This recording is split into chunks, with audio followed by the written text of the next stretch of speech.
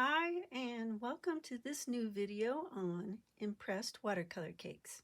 My name is Margot Guerrero, and if you got to see antique wax rubbings, I showed for the first time a series of antique textile wood blocks that I use in a variety of ways in the arts that I generally put up for sale in my Etsy shop called Earth Mineral Arts. In this new segment, I will demonstrate the use of an antique block, making a Quik-Mold and RTV silicone mold rubber compound. I will put the place to purchase from at the end in the comments. Next is to either have a tube of watercolor paint or have a gum arabic recipe that you successfully use in making your own pigments. Step 1. Find an object you would like to make a mold from. Choose an object with detail but not too much, so that the patterns will impress the paint well. And so I have this piece of coral, which I think is really probably fine for getting a really nice impression, even though it's got all those little tiny holes. But coral can work. And then this one is just a magnesite bead, and you can get this trapezoid-like curved shape impressed if you have stones around. That can work, or even a seashell that you really particularly love, because this one, if you look at it from the side, it's deep enough that you can have a really nice pretty piece of paint from making the mold. And then this here is actually what's called a fairy stone, or a mud pie, or mud fairy stone. There's a few different names. And it's just a sweet one. So anything that has a nice shape to it that you think you would like to experiment with can be a really interesting mold shape effect to add something special and collectible to your collection or selection. So step one. Step one is find the object you want, and I think what I'm going to do is this shell. The shell, I think, will be fun. Or I could just do this box. I did lay that out, thinking, well, that's an awful lot of rubber, but I'll probably use it. So I think I'll do this instead. So I can change my mind on occasion. Step 2.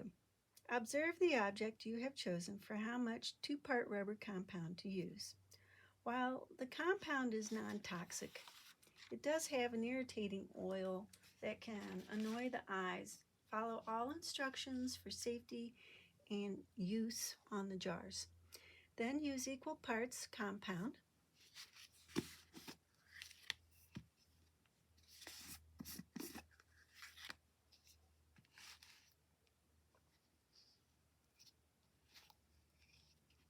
Now the moment you put this together, it begins to harden up.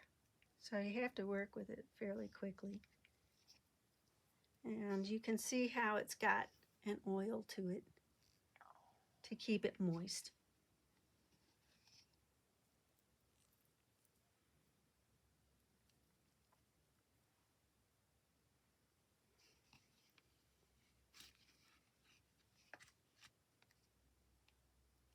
This will be a nice big jumbo watercolor cake when it's finished. That comes out of this mold. So you go ahead and in equal parts, that's pretty much about right, maybe a little bit more of the turquoise. And you just go ahead and knead it together.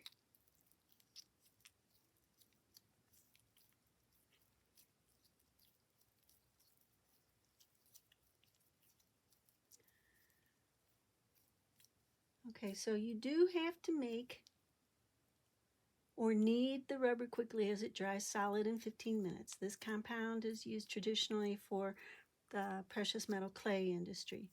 The mold, when dry, is soft enough to allow for peeling away or lifting out the object that's been placed in it once it's dry to be formed. Be sure to wash your hands and the mold tube before using for pigment.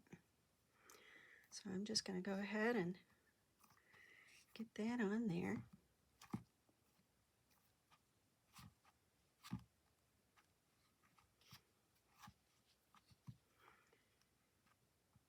Now it doesn't need to be very heavy, but it does need to be enough to cover the surface that you want.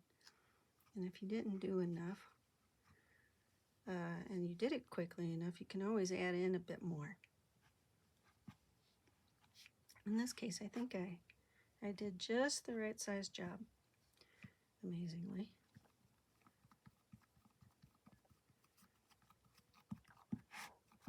And I pat it down to make sure that, I get a good impression into the mold for all of its details. And this one's a nice hand-carved old Moroccan or Moroccan piece, something from Marrakesh. And so we're just going to leave that. Going to cover these back up so that they don't dry out.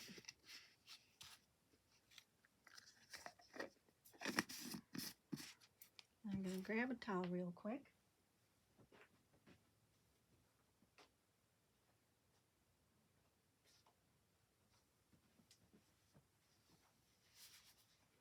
So I'm setting that aside. That'll be about 15 minutes before I can peel it off. Let's see.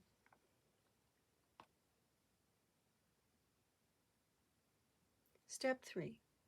For this video, I am suggesting you use a tube of watercolor pigment. And you can use anything less ink style and more mineral content is good. Cotton or Core work well. I have a tube of Daniel Smith's Wisteria. I am going to demo with. Now both the mold and a pre-made mold with the pigment will be shown in 3 to 4 weeks, which is about the length of time it takes a large piece of paint molded to dry. You also want the edges nice and thick so it won't break by accident. So in case you need to add more paint, just go ahead and squeeze it right on.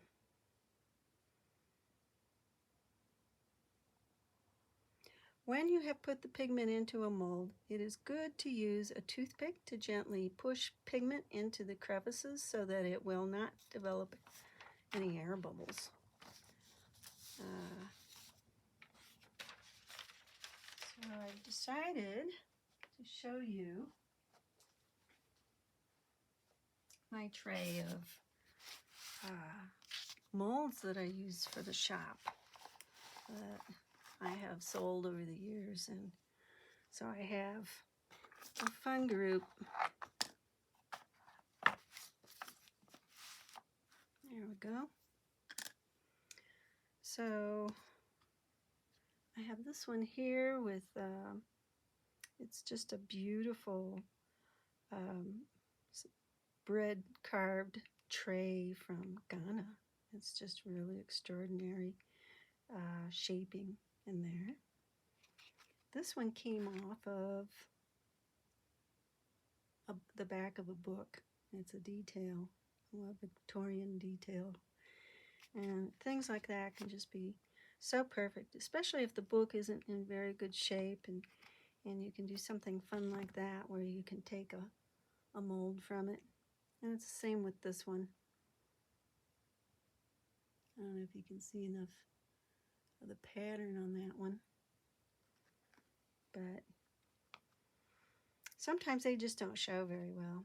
These are 2 little statues that I have in my collection of St. Anthony's, and they're from Guatemala. When I pressed the statues in, I guess I pressed too hard and it put holes in the middle of their foreheads, so I kind of have like third eyes. But but when I make a mold from it, it looks really good. This one came from a bridal hat using metal thread, and so it just makes really nice, fine, tough detail possible. And you can even see that in this one here. This one's not paint. I actually did a little epoxy resin just to test it out. Now this one is actually a piece of paint, and it will be going to the shop.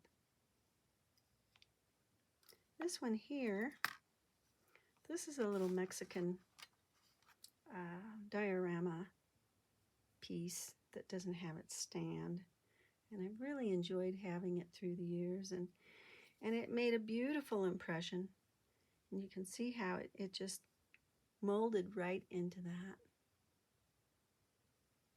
And then when it was dry enough, it was easy to just pull that right off.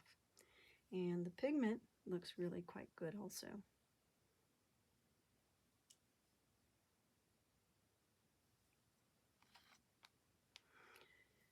And then these are textile woodblock details that I have, and you know, realize that you can use these as often as you want. You're just, you know, putting watercolor in them. They're going to wash out clean. I use a soft toothbrush to clean them up with afterwards if there were any little pieces that broke off. Yeah, so like this one here, this is the opposite to this one. And you really do have to use a thick amount of paint in order to get it to just be strong enough so that it doesn't break and fall apart on you. This one's a bit heavier. It's just a gorgeous Eastern Indian 19th century piece of a flaming sword of life. And it has these beautiful flowers at the bottom. This one's a paisley.